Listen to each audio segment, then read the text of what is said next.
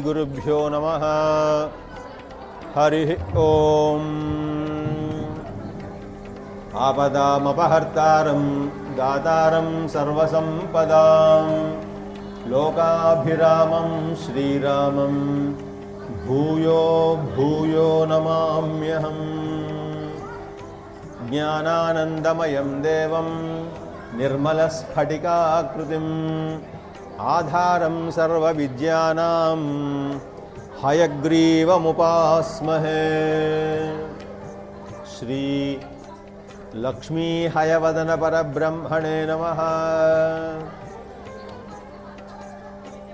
रक्ताक्षो विमले च वर्षगमने चापङ्गते भास्करे मासे मार्गशिरे असिते च शुभमूलायाम् अमायां दिधौ वात्सल्याम्बुदिरप्पलार्य कृपया सम्प्राप्तमन्त्रार्धदम् सेवे रामतनोद्भवं सुगुरुं श्रीश्रीनिवासं भजे।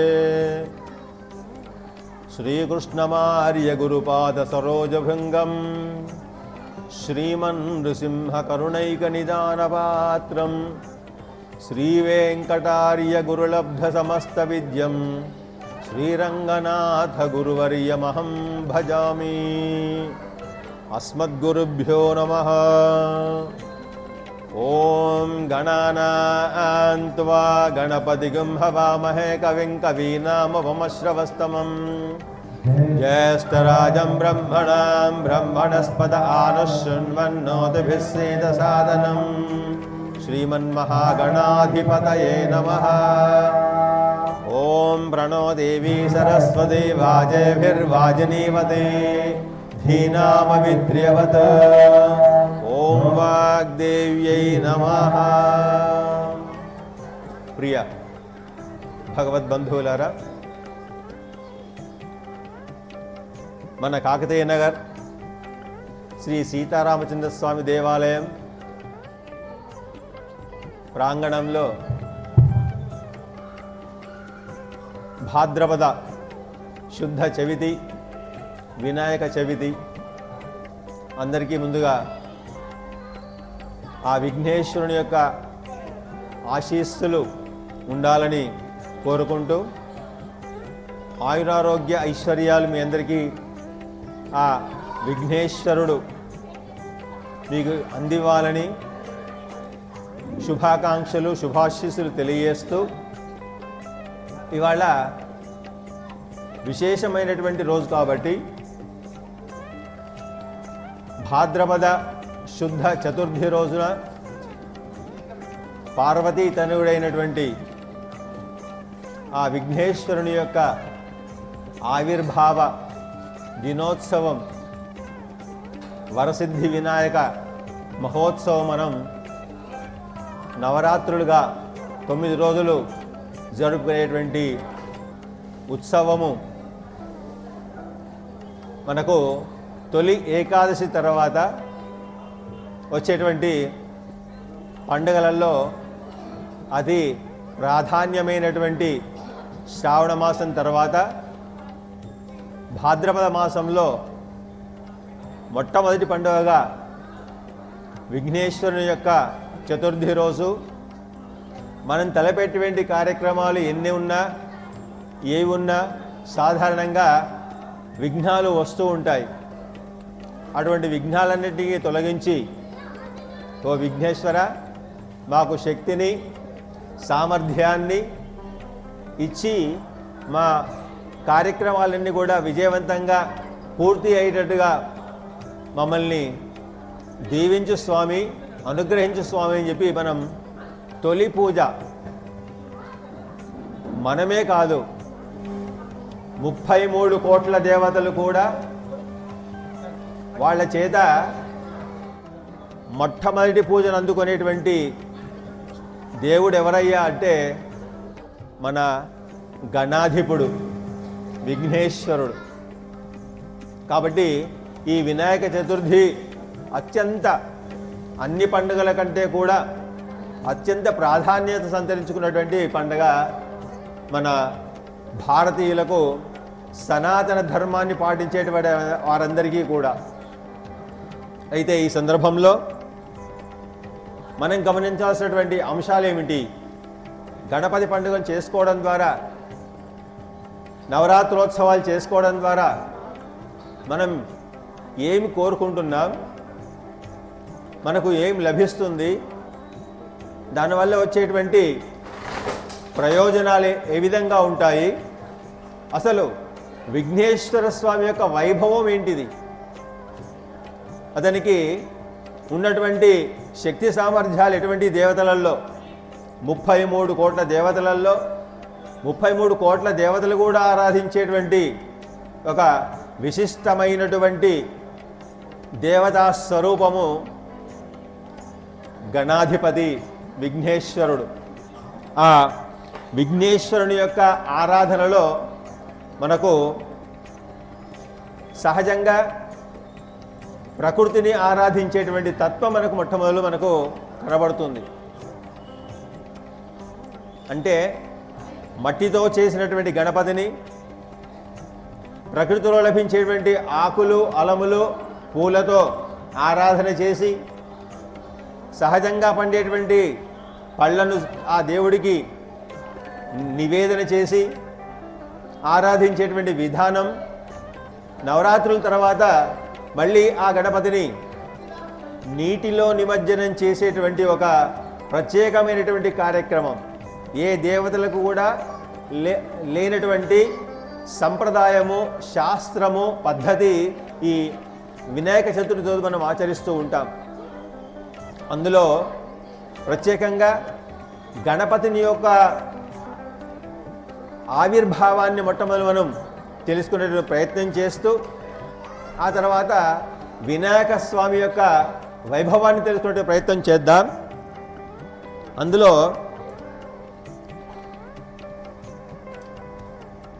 మట్టి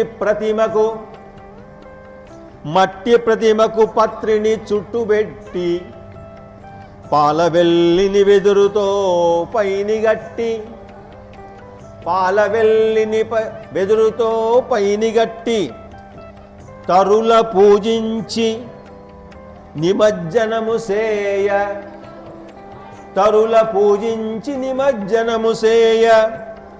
ఆకృతియే కాదు, వినాయకుడిది కేవలం ఆకృతే కాదు, ప్రకృతియే అంబసుతుడు.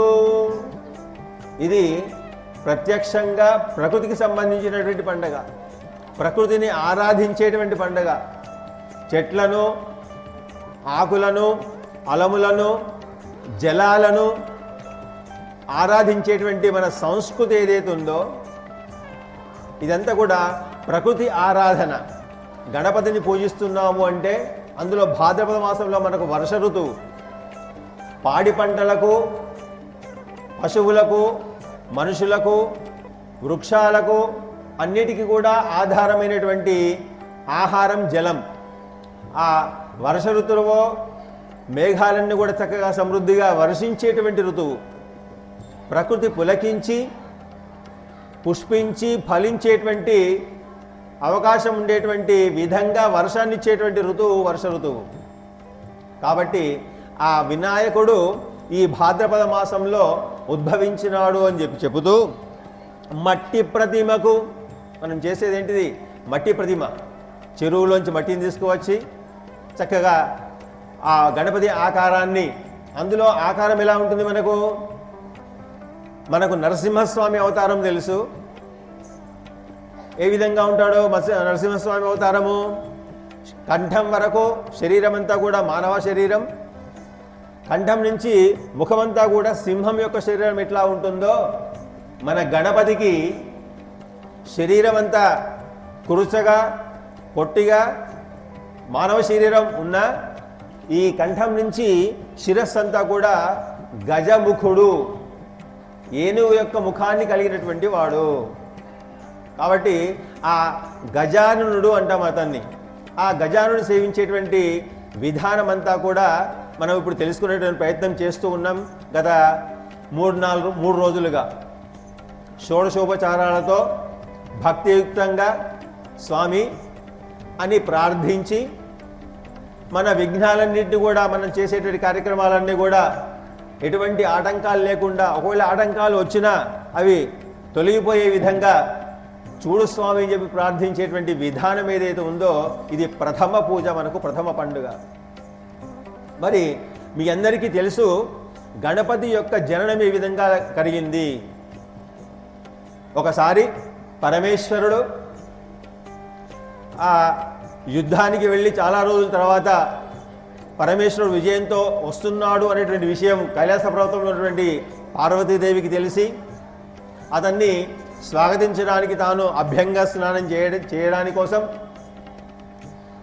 అభ్యంగ స్నానం చేయడంలో భాగంగా తాను శరీరానికి పెట్టుకున్నటువంటి నలుగును ఒక ముద్దగా చేసి దానికి ప్రాణప్రతిష్ఠ చేసి తన కుమారునిగా భావించి, కుమార ఈ కైలాస పర్వతం దగ్గర ఉండు, ఎవరిని లోపలికి రానియకు, నేను అభ్యంగ స్నానం చేసేటువంటి ప్రయత్నంలో ఉంటాను కాబట్టి ఎవరిని లోపలికి రానియకు అని చెప్పి ఆ పార్వతీదేవి ఆ బాలుణ్ణి కాపలాగా ఉంచి తాను లోపలికి వెళ్ళి తాను అలంకరించుకుంటున్న సమయం లోపల ఆ పరమేశ్వరుడు యోత్సాహంతో ఆ కైలాస పర్వతానికి ప్రవేశిస్తూ ఉన్నాడు. ఆ సందర్భంలో ఈ బాలుడికి అప్పగించినటువంటి పని తాను చేయాలి కాబట్టి అతను ఎవరో తెలియదు. పరమేశ్వరుడు తన తండ్రి అనే విషయం అప్పటివరకు ఆ బాలుడికి తెలియదు కాబట్టి అమ్మ చెప్పిన ఆజ్ఞను పాటించాలి కాబట్టి ఆ ఆజ్ఞ ప్రకారంగా లోపలికి వెళ్ళవద్దు, అమ్మ ఏకాంతంగా ఉన్నది కాబట్టి వెళ్ళవద్దు అని చెప్పి ఆటంకపరిస్తే పరమేశ్వరునికి ఆగ్రహం కలిగి విచక్షణ చేయకుండా అతని తలను తీసివేసి తన శూలంతో తీసివేసి లోపలికి ప్రవేశించి పార్వతితో కలిసి విషయాలన్నీ కూడా తన యొక్క విజయోత్సాహాలన్నీ కూడా పంచుకుంటూ ఉంటే ఆ మాట సందర్భంలో పార్వతీదేవి చెప్తుంది, మరి కైలాస పర్వత ప్రారంభ ద్వారం దగ్గర మీకు ఒక బాలుడు కనిపించలేదా, మిమ్మల్ని అడ్డగించలేదంటే అయ్యో కనిపించాడు, నన్ను లోపలికి రాకుండా అడ్డగించాడు, అతని శిరస్సు నేను తొలగించానంటే అయ్యో ఇంత పని జరిగింది, అతడు మనకు పుత్ర సమానుడు, నేనే రక్షణగా ఉంచాను పరమేశ్వర, ఇది సహించరానిది అంటే ఆమె శోకానికి బాధకు విచలితుడైనటువంటి ఆ పరమేశ్వరుడు పూర్వం తనకు విజయానికి కారకుడైనటువంటి ఆ గజాసురుని యొక్క ముఖాన్ని, అంటే గజాసురుని యొక్క వృత్తాంతం కూడా మనకు తెలియాలి. గజాసురుడు అనేటువంటి ఒక రాక్షసుడు శ్రీ పరమశివుని గురించి అనేక విధాలుగా కొన్ని వందల వేల సంవత్సరాలు తపస్సు చేసి ఈ పరమేశ్వరుని ద్వారా వరం పొందాలనేటువంటి ప్రయత్నంతో తపస్సు చేస్తే పరమేశ్వరుడు పాపం భోళాశంకరుడు కాబట్టి వెంటనే ప్రత్యక్షమయ్యాడు. ఏం వరం కావాలి అని అది గజాసురుని అడిగితే, అయ్యా పరమేశ్వర, నువ్వు నా గర్భంలో శాశ్వతంగా ఉండేటట్టుగా నాకు వరమీ స్వామి అని చెప్పి అంటాడు. మాట ఇచ్చాడు కాబట్టి పరమేశ్వరుడు లింగాకారంలో ఆ గజాసురుని యొక్క గర్భంలో ఉండిపోతాడు. పార్వతి ఎంతకాలానికి తన భర్త రాకపోయేసరికి, కనబడబోయేసరికి విచారంతో తన దూతలందరినీ కూడా పంపించి వెతికిస్తే గజాసురుని యొక్క గర్భం లోపల ఆ పరమేశ్వరుడు ఉన్నాడని, ఆ గజాసురుడు వరం వల్ల అక్కడ బంధింపబడి ఉన్నాడని తెలుసుకొని విష్ణువును ప్రార్థిస్తుంది పార్వతీదేవి. ఆ విష్ణువు తన గణాలతోని కూడా గంగి రెద్దు వేషాల లోపల ఆ గజాసురుని దగ్గరికి వచ్చి అందమైనటువంటి నాట్యం చేస్తూ ఆ గజాసురుని మెప్పించి వరం పొందుతారు గజాసురుని ద్వారా. ఆ గజాసురుడు ఇచ్చినటువంటి వరం ద్వారా ఈ మారువేషంలో ఉన్నటువంటి ఈ గంగిరెద్దు వీళ్ళ సమూహం అంతా కూడా ఒక వరం కోరుతారు. ఏమని? నీ కడుపులో ఉన్నటువంటి, నీ గర్భంలో ఉన్నటువంటి ఆ పరమేశ్వరుని మాకు తిరిగి ఇవ్వండి అని. ఆ విధంగా కోరడం ద్వారా ఆ గజాసురుడు సంహరింపబడే ముందు గజాసురుడికి వరం కోరుతాడు శ్రీ మహావిష్ణువును. ఏమని?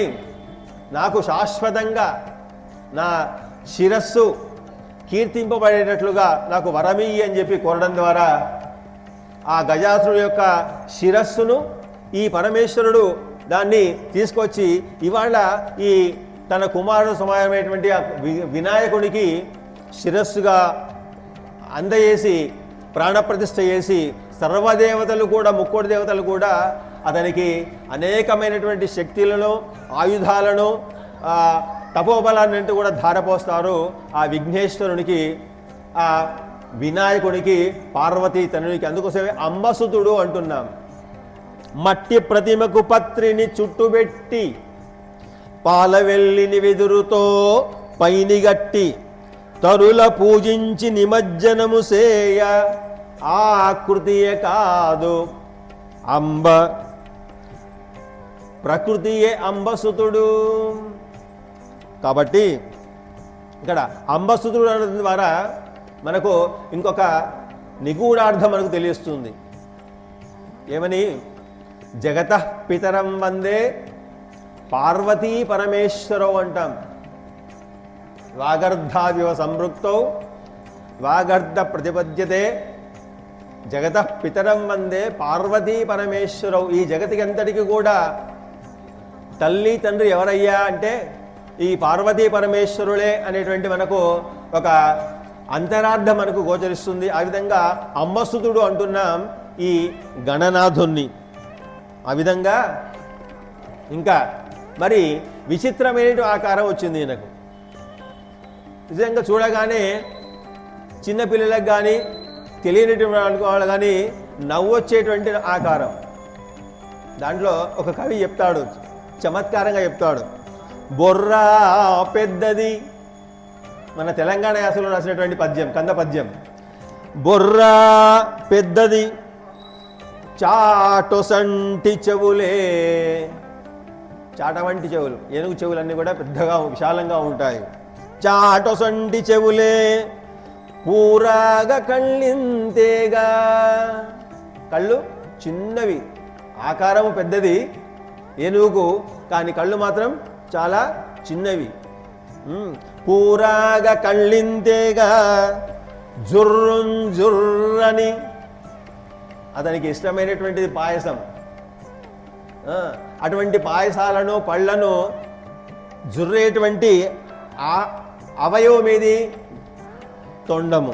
కాబట్టి జుర్రున్ జుర్రని తొండముండే కదా, జుర్రన్ జుర్రని తొండముండే కదా, నీ మిర్రో రూపుడవిట్ల. విచిత్రమైనటువంటి రూపం కలవాట ఓ గణనాథ. నిన్ను తొలుతన్ మేమంత పూజించ, నిన్ను తొలుతన్ మేమంత పూజించ. మేమే కాదు, సకల దేవతలు కూడా పూజించేటువంటి యోగ్యత నీకుందయ్యా ఓ గణాధిప. మా మొర్రాలించుచు, మేము పూజించడం ఎందుకయ్యా? మా మొర్రలను ఆలకించవయ్యా. మా మొర్రాలించుచు మమ్ముగాచి, మమ్ము రక్షించి దయతో మోక్షము జల్దీయుమా. జల్దీ అనేది ఉర్దూ పదం. అట్లా మమ్ముగాసి మోక్షము జల్దీయుమా అని చెప్పి ప్రార్థించేటువంటి ఒక చమత్కారమైనటువంటి పద్యాన్ని మనము వింటున్న సందర్భం లోపల ఇక్కడ ఆ స్వామి యొక్క ఆకారంలో ఉన్నటువంటి అంగాల యొక్క విశిష్టాన్ని మొదలు తెలుసుకునే ప్రయత్నం చేద్దాం. ఏ విధంగా ఉంటుంది? మరి ఇంతకుముందు చెప్పుకున్నట్టు చిన్ని కళ్ళు. కళ్ళు దేనికి? జ్ఞానాన్ని గ్రహించేటువంటి జ్ఞాన అవయవాలలో, జ్ఞానేంద్రియాలలో ప్రధానమైనటువంటి నయనాలు కళ్ళు. అందులో చిన్నగా ఉండేటువంటి ఏనుగు కళ్ళు చాలా ప్రశస్తమైనవి. ప్రపంచం లోపల, విశ్వం లోపల గరుత్మంతునికి అంటే గరుడ పక్షులకు తర్వాత ఉండేటువంటి సూక్ష్మమైనటువంటి దృష్టి ఎవరికి ఉంటుందయ్యా అంటే కేవలం వినాయకునికే, గజునికే. గుండు సూది దగ్గర నుంచి పెద్ద పెద్ద వస్తువులను కూడా చూడగలిగినటువంటి సామర్థ్యం ఏనుగుకు ఉంటుంది. కాబట్టి ఇంకోటి, ఆ చిన్ని కళ్ళలో ఉన్నటువంటి ఒక అంతరార్థం ఏమిటి? సూక్ష్మగ్రాహి అంటే లోతుగా పరిశీలించడం. ఒక వ్యక్తిని బయట కనపడేటువంటి వ్యక్తిత్వం వేరు, అంతఃకరణంగా ఉండేటువంటి వ్యక్తిత్వం వేరు.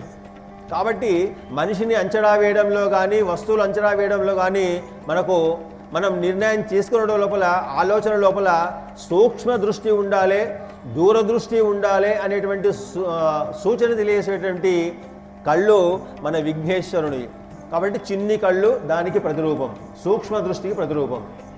ఇక రెండవది విశాలమైనటువంటి చెవులు.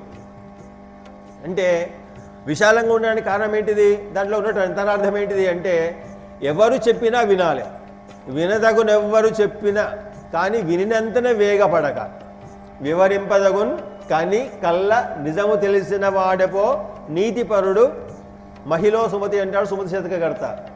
అయితే వినాలి, మాట్లాడడం కోసం మనకు నాలిక నోరు ఒకటే ఇచ్చిండు భగవంతుడు, కానీ జ్ఞానం సంపాదనానికి 2 కళ్ళు 2 చెవులు ఇచ్చాడు. కాబట్టి వినడం ఎక్కువ చేయాలి, సాధ్యమైనంత వరకు మాట్లాడే ప్రయత్నం తక్కువ చేయాలి అనేటువంటి అంతరార్థాన్ని సూచించేది చెవులు. ఎక్కువగా వినాలి, వినే ప్రయత్నం చేయాలి. దానివల్లనే జ్ఞానం అనేది మనకు లభిస్తుంది, అవగాహన కలుగుతుంది.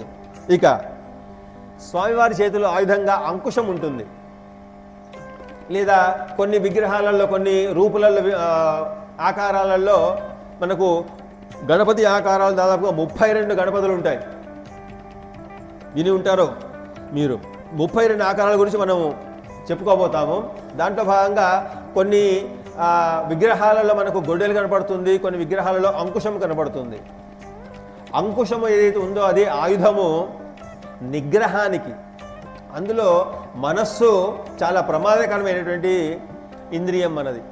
మనకు ఉన్నటువంటి ఇంద్రియాలు మొత్తం 11, కనపడేటివి కనపడనివి. 5 జ్ఞానేంద్రియాలు, కన్ను, ముక్కు, చెవి, నాలుక, తర్వాత చర్మము, చెవి, ఇవి జ్ఞానేంద్రియాలు. కర్మేంద్రియాలు 5, చేతులు, కాళ్ళు, విసర్జక అవయవాలు, ఇవన్నీ కూడా మనకు 5. అయితే ఈ 5ని కంట్రోల్ చేసేది ఎవరయ్యా అంటే మనస్సు. ఈ మనస్సును కంట్రోల్ చేయడం అనేది అన్నిటికంటే ప్రధానమైనటువంటిది.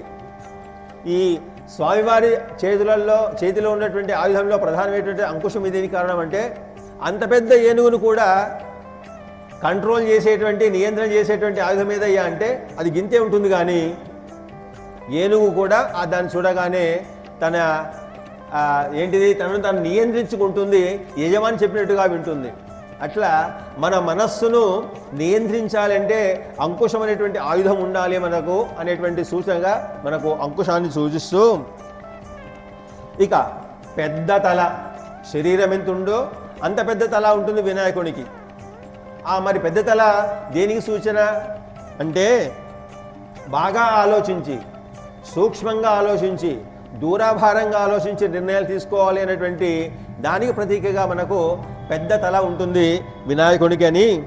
మరి నోరేమో చిన్నది, అంటే మాట్లాడడం, ఆహారం తీసుకున్నా కానీ సూక్ష్మంగానే ఉండాలి, తక్కువగానే ఉండాలి, మితంగా ఉండాలి. మితాహారం అంటాము, మితాహారంగా ఉండాలనేటువంటి సూచనగా ఆ చిన్న నోరును. ఇక విరిగిన దంతం ఒకటి ఉంటుంది స్వామివారికి. ఒక దంతమేమో సంపూర్ణంగా ఉంటుంది, ఒక దంతము సగం విరిగి ఉంటుంది. ఒకప్పుడు యుద్ధం లోపల దంతాన్ని ఆయుధంగా చేర్చి శత్రు సంహారం చేయడానికి ఉపయోగించినటువంటి సందర్భం లోపల ఆ వినాయకుడికి ఆ ఎడమ దంతం ఏదైతే ఉంటుందో అది సగం వరకే ఉంటుంది, చిన్నగా ఉంటుంది. దానికి ప్రతీక ఏంటిది అంటే మనకు వచ్చేటువంటి వ్యతిరేకతలు ఏవైతే ఉంటాయో, విఘ్నాలు ఏవైతే ఉంటాయో వాటిని సమర్థవంతంగా ఎదుర్కోగలగాలి అనేటువంటి సూచనగా ఏకదంతుడు అంటున్నాం మన విఘ్నేశ్వరుణ్ణి. ఇంకా కడుపు ఎలా ఉంటుంది? బాణ పెద్దది. ఎంత ఆహారం తీసుకున్నా కానీ తృప్తి తీరైనటువంటి ఆకలి గలవాడు పాపం విఘ్నేశ్వరుడు, వినాయకుడు. అటువంటి బాణ లాంటి పొట్ట ఉన్నటువంటి ఆ విఘ్నేశ్వరుని యొక్క ఆ పొట్టకు యొక్క ఏంటిదే అంటే ఏదైనా కానీ ఎంతేదైనా కానీ సర్దుబాటు ఉండాలి, అడ్జస్ట్మెంట్ ఉండాలి అనేది దానికి ప్రతీక. తినడమే కాదు, తినదాన్ని అరిగించుకోవాలి. అంటే మాట్లాడడంలో కానీ మన చేసేటువంటి పనులలో కానీ ఎదుటి వ్యక్తితో సర్దుబాటు, అడ్జస్ట్మెంట్ అనేది ఉండాలి అనేటువంటి ప్రతీక స్వామివారి పొట్టకు చిహ్నంగా మనము శాస్త్రాలు చెబుతూ ఉన్నాయి. ఇకపోతే ఒక కాలు నేలను తాకి ఉంటుంది, ఇంకో కాలేమో మలసపడి ఉంటుంది. అది దేనికి చిహ్నం? ఎప్పుడైనా గమనించారా? అదేంటిదంటే ఒక కాలు ముడుచుకొని ఉండడం ఏదైతే ఉందో అది వినయానికి చిహ్నం. జ్ఞానం బాగా ఉన్నటువంటి వాడు ఏ విధంగా ఉంటాడయ్యా అంటే వినయంగా ఉంటాడు. ఆ విధంగా ఒక కాలు వంచుకొని కూర్చోవడానికి కారణం ఏంటిదంటే మనిషి ఎంత జ్ఞానాన్ని సంపాదించినా కానీ వినయంతో విధేయతతో ఉండాలి అనేటువంటి చిహ్నంగా ఒక కాలును కొంచెం సాపినట్టుగా ఉంటుంది. దానికి చిహ్నం ఏంటిది అంటే ప్రపంచంలో అనేకమైనటువంటి బంధాలు ఉంటాయి. తల్లి అని, తండ్రి అని, భార్య అని, పితృలని, ఆస్తి అని, పాస్తి అని, పొలము అని, రత్నాలు అని, బంగారం అని, ఎన్ని బంధాలు ఉన్నా కానీ వాటన్నిటికీ దూరంగా ఉండాల్సిందే అనేటువంటిది ప్రతీక ఒక కాలు సాచి ఉండడానికి కారణం. అంటే ఇవన్నీ కూడా ఉండవలసిందే ఈ శరీరం ఉన్నంత వరకు. కానీ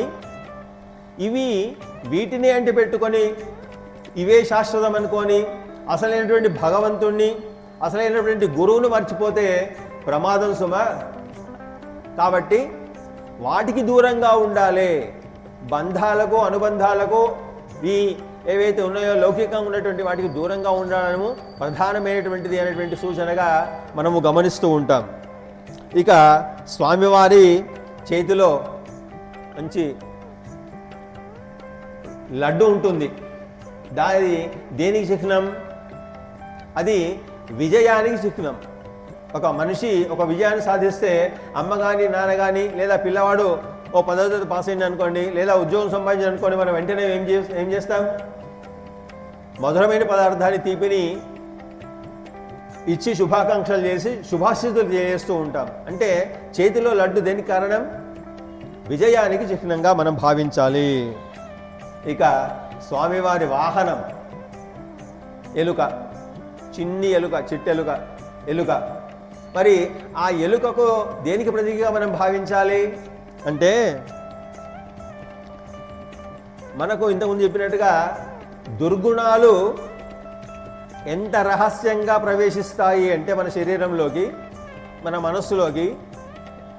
ఎలుక ఏ విధంగా చిన్న కలుగు దొరికితే చాలు ఇంట్లోకి ప్రవేశిస్తుందో ఆ విధంగా మన శరీరంలోకి, మన మనసులోకి దుర్గుణాలు ప్రవేశించేట ప్రమాదం ఉంది. కాబట్టి ఆ ఎలుకను ఏ విధంగా మనము నిరోధించే ప్రయత్నం చేస్తామో ఇక్కడ కూడా మన శరీరంలోకి, మన ఆత్మలోకి, ముఖ్యంగా శరీరంలోకి ప్రవేశిస్తే పర్వాలేదు, మనసులోకి ప్రవేశిస్తే పర్వాలేదు, కానీ ఆత్మలోకి ప్రవేశిస్తేనే ప్రమాదం. మళ్ళీ దాన్ని ఆ కర్మ సంచితం ఏదైతే ఉందో, ప్రారంధం ఏదైతే ఉందో, ఆగామి ఏదైతే ఉందో, కర్మలు 3 రకాలు మనకు తెలుసు. పూర్వజన్మలో ఉన్నటువంటి చేసుకున్నటువంటి పాపపుణ్యాలన్నీ కూడా ఒక బ్యాంక్ అకౌంట్ ఉంటుంది, దాన్ని సంచితము అంటాం. బ్యాంక్ అకౌంట్లో అది సంచిత కర్మ. దాంట్లోంచి కొంత మొత్తం ఇవాళ మనకు పండుగకు ఒక 10,000 అవసరం ఉంది అనుకుందాం. దాన్ని ఏం చేస్తాం? మనము క్రెడిట్ కార్డు పెట్టో, లేకపోతే దేన్ని డెబిట్ కార్డు పెట్టో, లేకపోతే మనము బ్యాంకుకి వెళ్ళో చెక్ ఇచ్చో మనం ఒక 10,000 రూపాయలు డ్రా చేసుకుంటాం. అది ప్రారంధ కర్మ. ఈ జన్మ కోసం మనము అక్కడి నుంచి చేసుకున్నటువంటి ప్రారంధ కర్మ. ప్రారంధ కర్మను అనుభవిస్తూనే మళ్ళీ మనం చేసేటువంటి పాపాలు, పుణ్యాలన్నీ కూడా మళ్ళీ సంచితంలో చేరుతూ ఉంటాయి. సో ఈ సంచిత ప్రారంధ ఆగామి కర్మలన్నీ కూడా నివారించబడాలి అంటే మనలో ప్రవేశించకూడదు ఏంటివి? దురాలోచనలు, దుష్కర్మలు. అవి ప్రవేశించకుండా చూసుకోవాలి సుమ అని సూచించేది మన స్వామివారి యొక్క వాహనము ఎలుక. ఆ విధంగా ఇంకా హస్తాలలో స్వామివారికి 4 హస్తాలు, చతుర్భుజుడు అని. 3 హస్తాలలో ఆయా ఆయుధాలు ఉంటూనే ఒక హస్తం అభయహస్తంగా ఉంటుంది. అభయహస్తం దేనికి చిహ్నం?